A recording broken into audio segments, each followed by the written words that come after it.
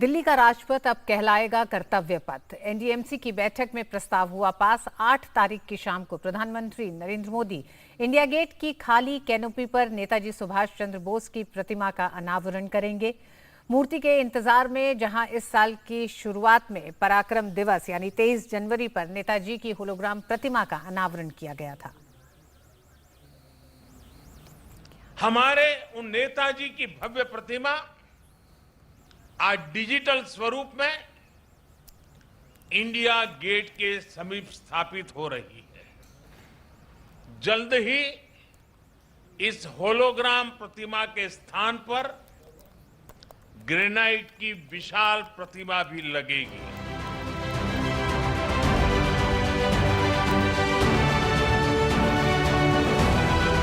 इसी साल 23 जनवरी को देश के प्रधानमंत्री नरेंद्र मोदी ने देश से एक वादा किया था और अब 7.5 महीने बाद वो वादा पूरा करने का वक्त आ गया है।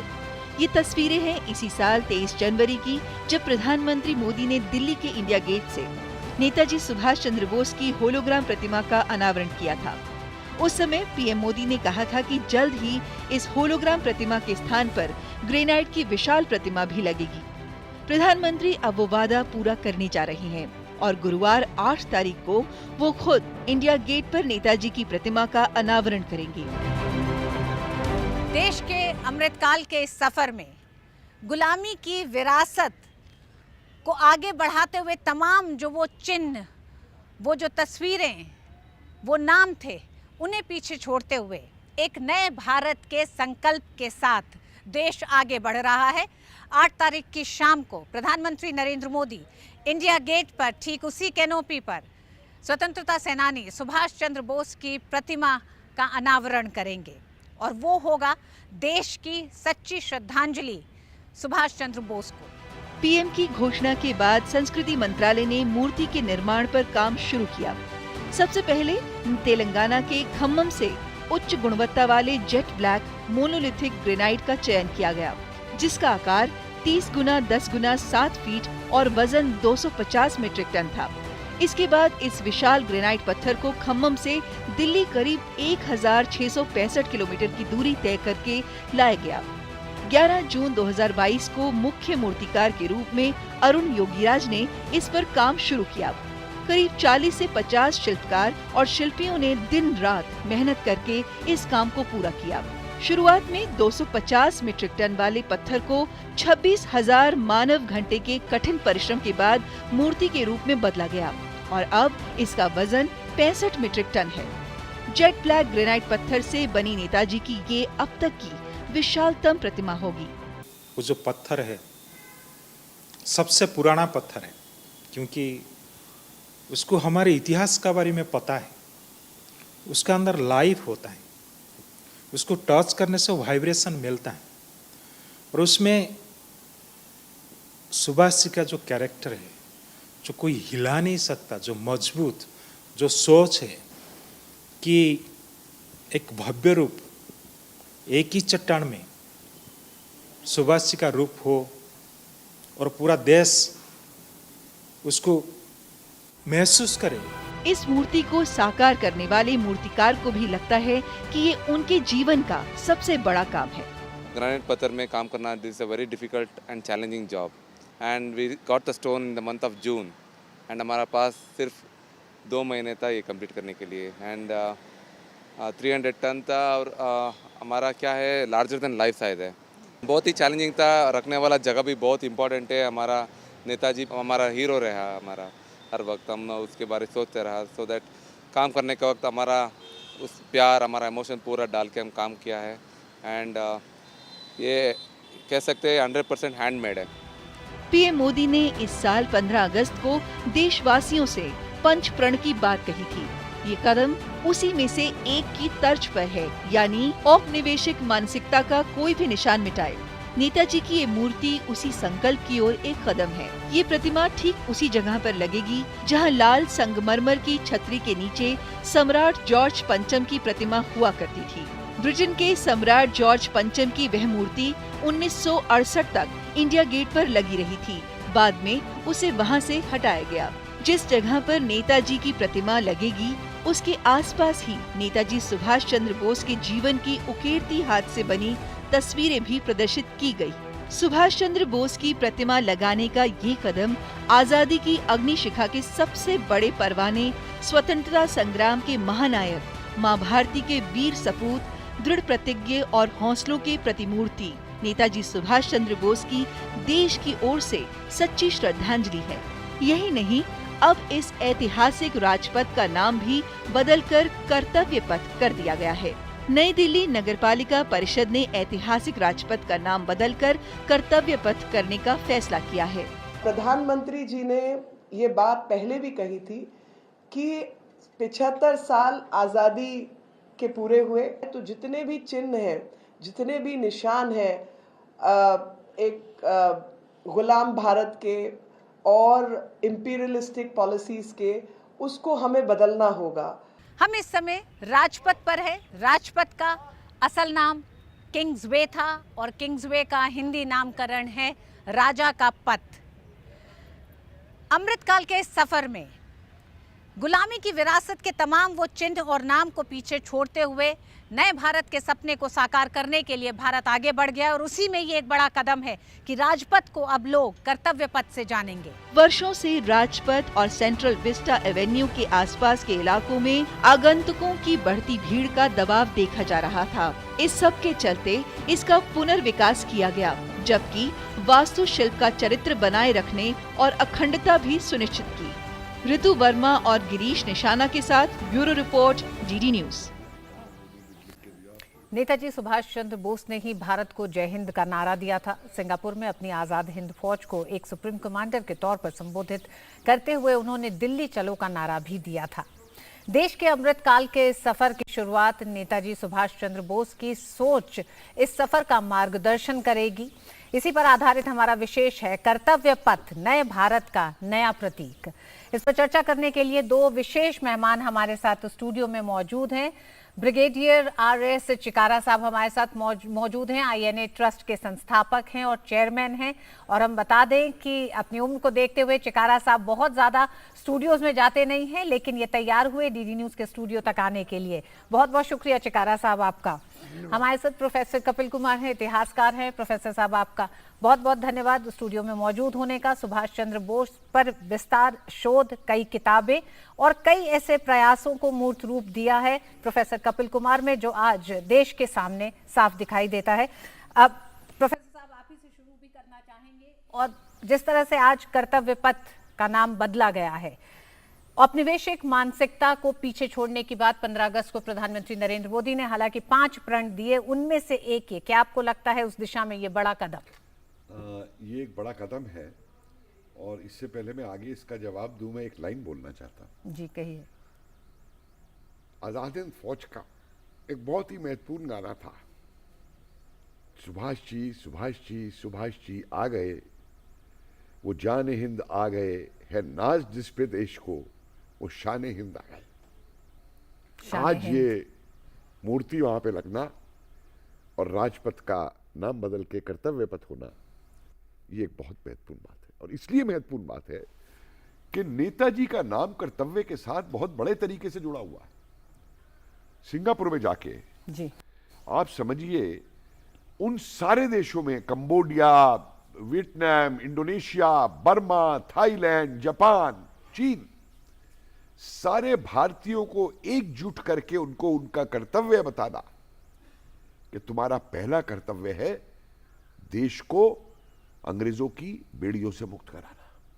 और उसके बाद आगे उस कर्तव्य की उन्होंने व्याख्या की।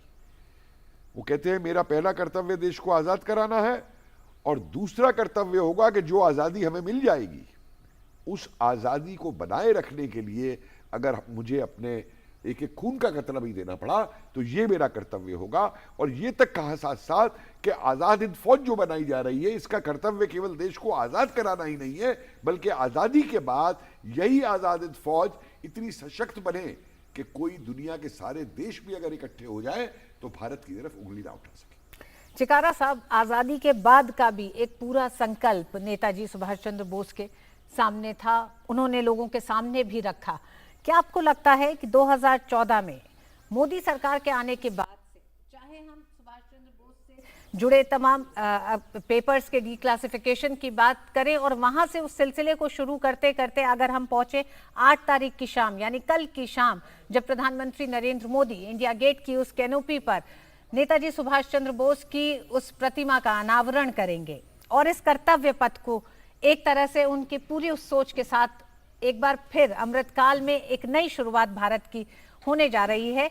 अभी तक के सफर से लेकर यहां से आपको क्या लगता है कि नेताजी सुभाष चंद्र बोस के संकल्पों को पूरा करने में अभी क्या कुछ किया जाना है? देखिए, बहुत अच्छी बात है ये जो हो रही है। कर्तव्य पथ जो रख दिया नाम, उसमें सोचने वाली बात ये है कि जब ये अंग्रेज़ों के नामों को बदल करके राजपथ और जनपथ 2 बनाए गए, तो राजपथ का मतलब क्या है?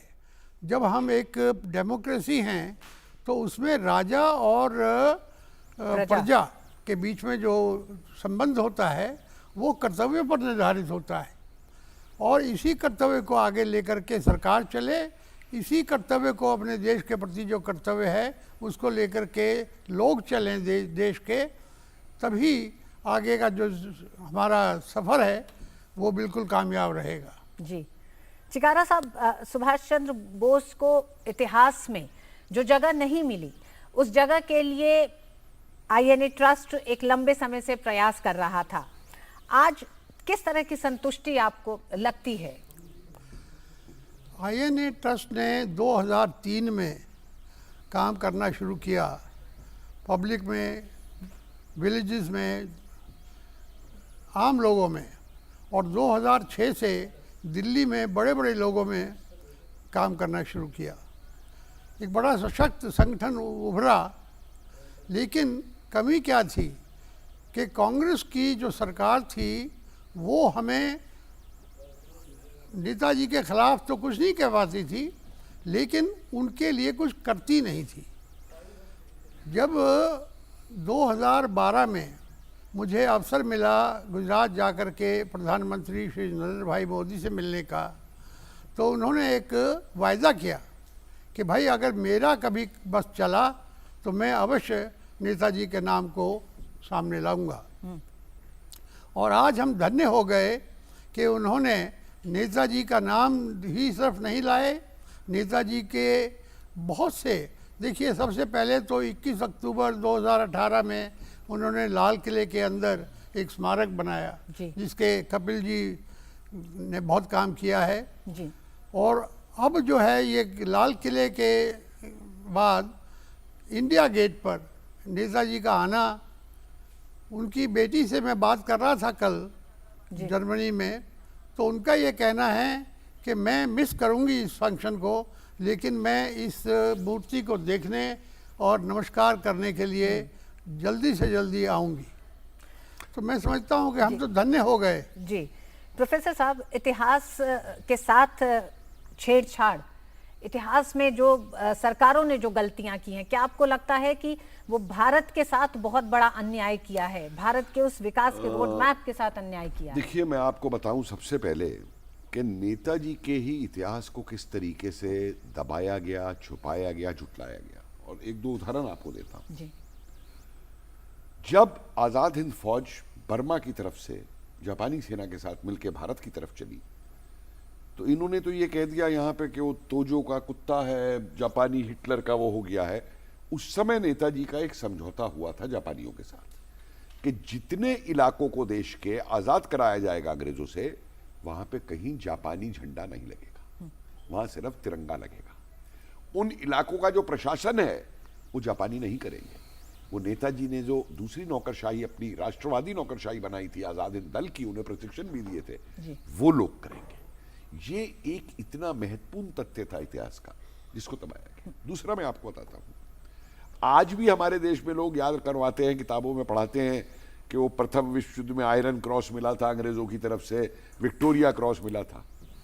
नेताजी ने सबसे पहले 26 जनवरी 1944 के दिन रास बिहारी बोस जी को first order of Azad Hind सरकार से सम्मानित किया था।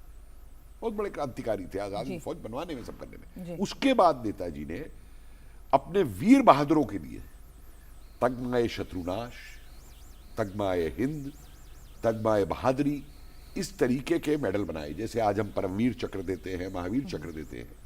91 लोगों के हम पे नाम मौजूद हैं जिनको उनकी बहादुरी के लिए ये मेडल दिए गए।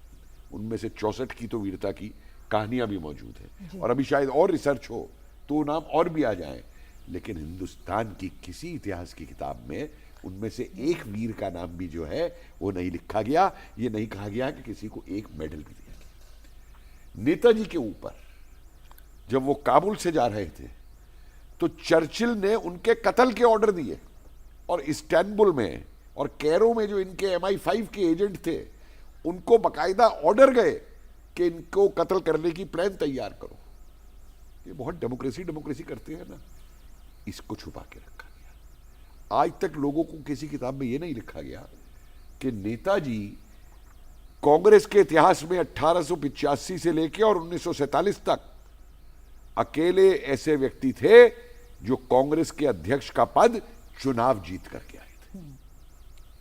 और के मुंशी जो कांग्रेस के ही नेता थे, उन्होंने अपनी किताब में लिखा, अब तो समझ में आ गया ना कि त्रिपुरी में नेताजी को क्यों उनको ये कहा गया कि हमारी हार है, उनको बस इस्तीफा लिया गया।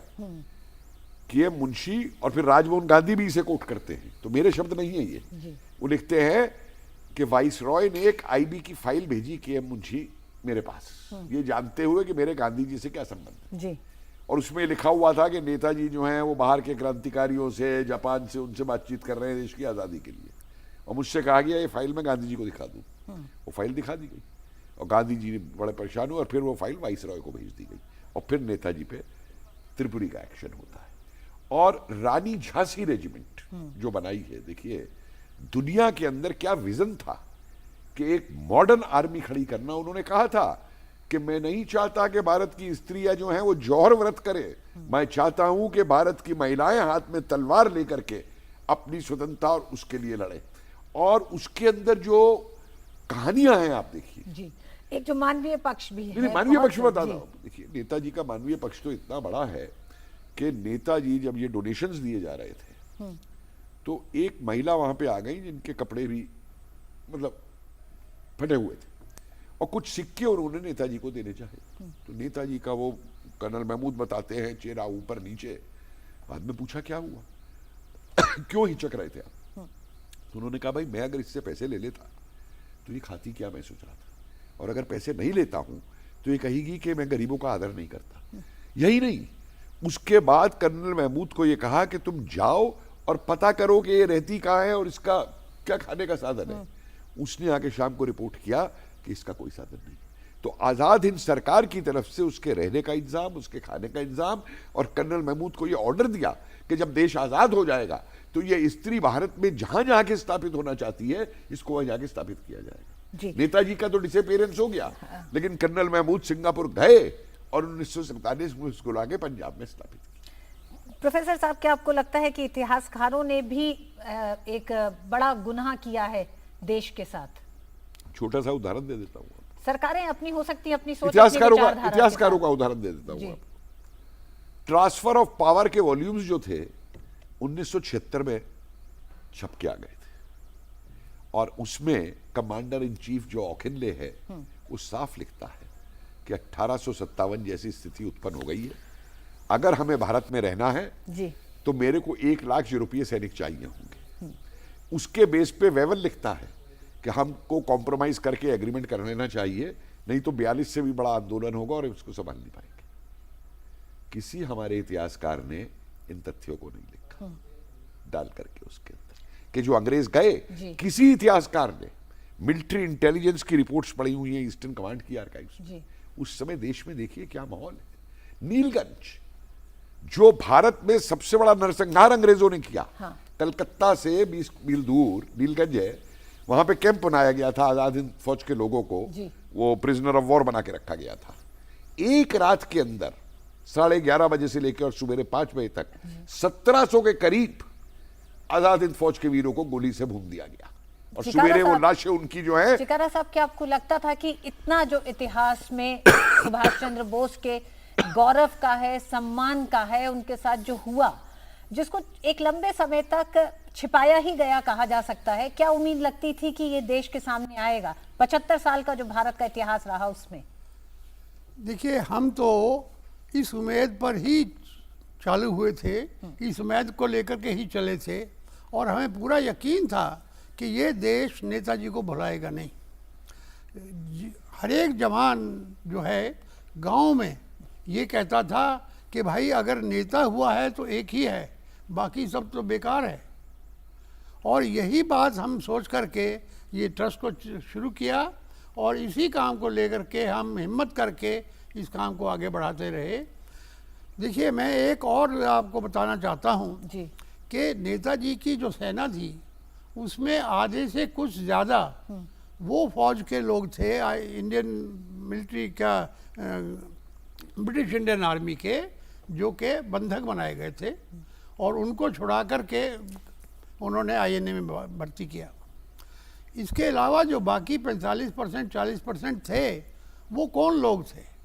वो दक्षिण भारत के विस्थापित जो वहाँ indentured labour south east Asian countries में काम करते थे, उन्होंने जब नेताजी ने आवाज़ लगाई तो उन्होंने जवाब दिया और अपना सर्वस्व, सारा धन, जैसे अभी कपिल जी ने कहा कि गरीब से गरीब आदमी ने 2 सिक्के डाले और बड़े से बड़े आदमी ने अपना सब कुछ दे दिया, और उसी को लेकर के ये सारा हिंदुस्तान आज़ाद हो गया।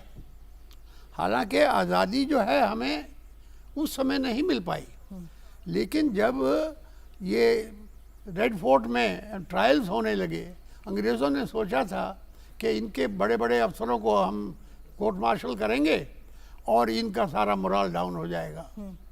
लेकिन तब तक नेताजी की कहानी लोगों में पहुंच चुकी थी, सारे देश के लोग खड़े हो गए, सड़कों पर आ गए, और उन्होंने उन्हें मजबूर कर दिया गवर्नमेंट को कि उनकी सज़ा मौत माफ़ की जाए और उनको बाइज्जत वापस लिया जाए। लेकिन फिर भी जो साउथ इंडियन लोग थे उनकी आप वो देखिए, आज भी केरल, महाराष्ट्र, तमिलनाडु और ये तेलंगाना, इन 4 देशों के कम से कम हज़ारों लोग आज भी हैं जो इस देश में उनके परिवार हैं, वो आएंगे कल जी, उनमें से कुछ लोग आएंगे जी। लेकिन उनकी जो आज भावना है उसको देखिए आप। हम तो क्या है, हमने तो बाद में थोड़ा बोल चाल के ही कोशिश की है ना। जी, जी। उन्होंने अपना जीवन दिया है, उन्होंने अपना सर्वस्व दिया है, और आज वो भी धन्य होंगे ये देख करके कि नेताजी का जो ये है स्टैचू, ये खोया इंडिया सम्मान गेट एक पर तरह से जिन्हें बुलाने की कोशिश हाँ जी। की गई, बिल्कुल भारत- बुलाने की कोशिश की गई जी। भारत द्वारा सत्ताओं पे बैठे लोगों ने, जनता ने उन्हें नहीं बुलाया है। जनता ने कभी नहीं बुलाया और सत्ता वालों ने जानबूझ करके बुलाया। जी मैं प्रोफेसर 2-3 साहब। तथ्य आपको दे दूं। जी प्रोफेसर साहब। ये जो बात बताई ब्रिगेडियर चिखारा साहब ने कि वो जो मजदूर थे, 6 महीने में उन मजदूरों से बटा के एक रेजिमेंट खड़ी कर दी, और इस रेजिमेंट ने इम्फाल की लड़ाई लड़ी है। रेड हिल की बहुत फेमस लड़ाई है, और आज भी उन्होंने चेन्नई में रेड हिल कॉलोनी बनाई हुई है। और वहां जब उनको वापसी का ऑर्डर दिया गया तो तमिल रिक्रूट पता क्या बोलता है? पीछे नहीं जाएगा साहब, आगे जाएगा। नेताजी बोला दिल्ली जाना, दिल्ली आगे, सिंगापुर पीछे। किसी इतिहास की किताब में नहीं लिखा गया कि 2000 सिख और सिखनियां पंजाब की जो चीन के अंदर शंघाई में मौजूद थी, वहां भी एक ट्रेनिंग कैंप था आजाद हिंद फौज और रानी रेजिमेंट का। जब बर्मा में टोटल मोबिलाइजेशन की कॉल हुई तो 2000 वहां से चल करके चीन से जो है शंघाई से बर्मा तक। प्रोफेसर साहब, बहुत संक्षेप में मकसद क्या रहा जिस मकसद को आज धता बता देती है ये सरकार, जब एक के बाद एक तमाम उन स्मारकों को, उन चीजों को जीवंत कर रही है मौजूदा सरकार, जो नेताजी सुभाष चंद्र बोस तक सिर्फ सीमित नहीं है, वो देश में एक नई ऊर्जा पैदा कर रही है। देखिए, बहुत सारी चीजें सामने आ रही हैं, और मैं तो एक चीज और चाहूंगा जी कि एक स्मारक सिंगापुर में नेताजी ने बनवाया था। जी आईने के शहीदों जी के लिए। जी नेताजी ने एक भाषण में अपने कहा था जी। कि तुम में से जो भी अपनी बलिदानी देगा, हर किसी के नाम का स्मारक एक देश में बनेगा और लोग उन पे फूल की मालाएं चढ़ाएंगे। बिल्कुल, हम मेरा उम्मीद निवेदन करते है हैं मोदी जी कि- सरकार से जी, हम कि उम्मीद आईएनए करते हैं मेमोरियल प्रोफेसर जल्दी से साहब, जल्दी बनवाएं। धीरे धीरे आगे और भी बहुत से ऐसे, एक तरह से कई ऐसे कदम उठाए जाएंगे जो नेताजी सुभाष चंद्र बोस की सोच को लेकर जनता के बीच जाएंगे। चिकारा साहब को देखकर इस कैप में और भी ज्यादा आज गर्व महसूस होता है। चिकारा साहब, एक बार फिर आपका बहुत धन्यवाद स्टूडियो तक आने के लिए। प्रोफेसर कपिल कुमार, आपका भी बहुत बहुत धन्यवाद इस पूरे सब्जेक्ट पे विस्तार से उन तमाम बातों को देश के सामने रखने के लिए जो शायद आज की युवा पीढ़ी को नहीं पता है, क्योंकि इतिहास में उन्हें दर्ज ही नहीं किया गया था। बहुत बहुत धन्यवाद।